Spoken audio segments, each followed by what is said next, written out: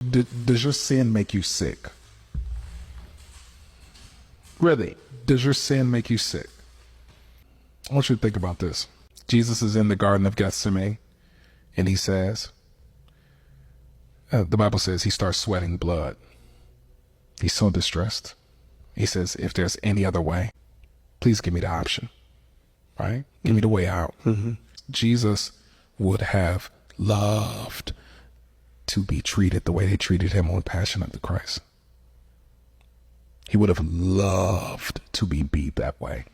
It was such a cute depiction of what really happened. He would have ate that if it was just what we saw in that movie. And that was the best depiction we ever seen of Jesus's crucifixion. The crucifixions were worse than that.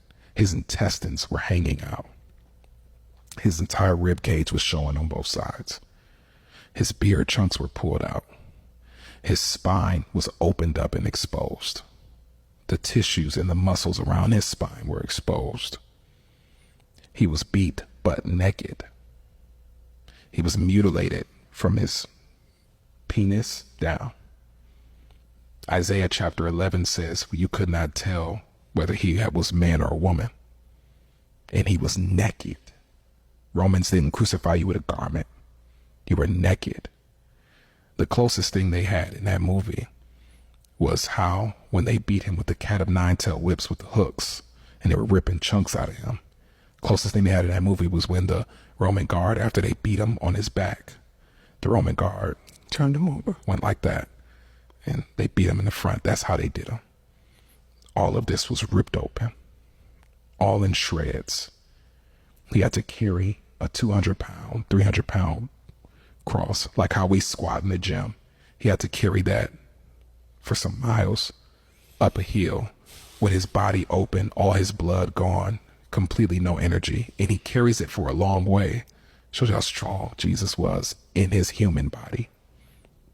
A man has to help him. He gets pierced in his hands with nails. The nails are like railroad picks.